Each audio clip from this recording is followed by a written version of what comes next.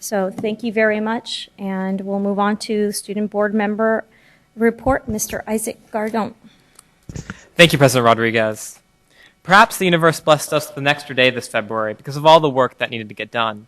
From a successful youth council meeting at West Campus to an engaging superintendent's roundtable meeting at McClatchy, the Student Advisory Council surely appreciated the extra day we got. Or perhaps the reason we were blessed with this extra day was a gesture towards the natural state of equilibrium, as perhaps the universe had a sense that this district, and many of her counterparts around the state, are in a dire need of more ADA funds this time of year, and blessed us with an extra day to bring in the preciously needed capital to our schools. I find it funny that I'm associating spiritual references to money in schools, but these times of instability are no joke, and perhaps my homage to forces greater than flesh and blood allow me to cap some of the anger and frustration I hold towards our state politicians' values and their choices. My frustration doesn't stay capped for long, though, as our state politicians' values have a direct effect on me and my peers. Our state's values and choices have a direct effect on this board. Our state has chosen to not adequately fund education and has written us into a lease, but not given us the means to pay. I'm tired of the cuts we are forced to make, the cost of bureaucracy, and the screwed up values of our state government. What I'm tired of the most, though, I'm tired of kicking the can of insufficiency down the road.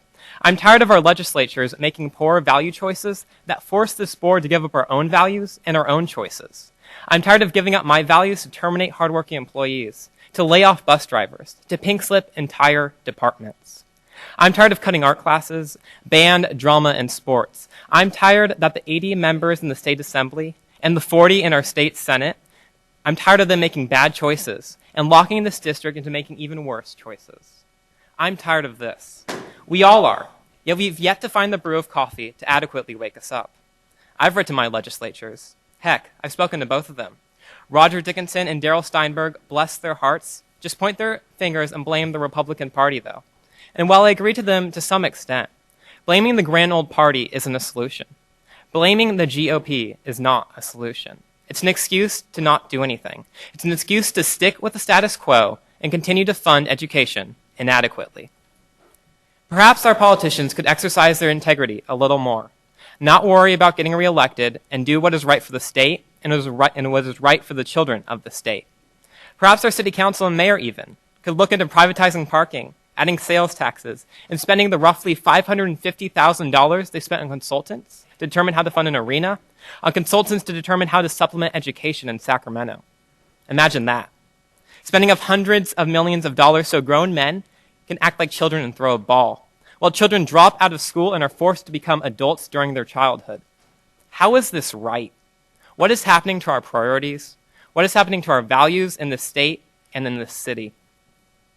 Not everyone is misguided in this situation, though, and it is from difficult times that we see the heroes we are surrounded by each and every day. We see the teachers that put in extra hours before and after school to help their struggling students with school and home life issues because they don't get enough time from their counselors who have to deal with 700 other students for now while they still have a job. We see librarians volunteer extra hours on campuses because there aren't enough funds to pay them for now, again, while they still have their jobs. We also see school site councils and PTAs putting long hours and hard work to help raise funds to supplement a decreasing budget. We see employees throughout the district doing things that aren't in their job description because there's no one left to do them. We see a superintendent that cares about our district, our students, and our mission to put children first. We see a budget director speak at a meeting of students so they can better understand the budget and do something about it. This is what we see. Heroes rising in such a difficult situation. These heroes inspire us to not give up and to not lose all hope. If only they could convince our state politicians to rise up for education as well. Unfortunately, that's the motto of these times, though. If only and perhaps. Nothing is certain, including receiving a decent education, I guess. With that, I'd like to conclude my report and urge everyone to write their legislatures, make YouTube videos, and do whatever you can to not accept our state politicians' belief that it's okay that California is 47th in the nation for the amount of money it devotes to students. Thank you.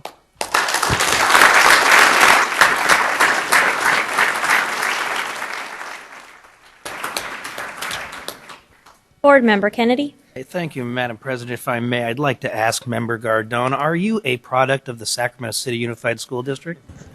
K through 12. We can do something right.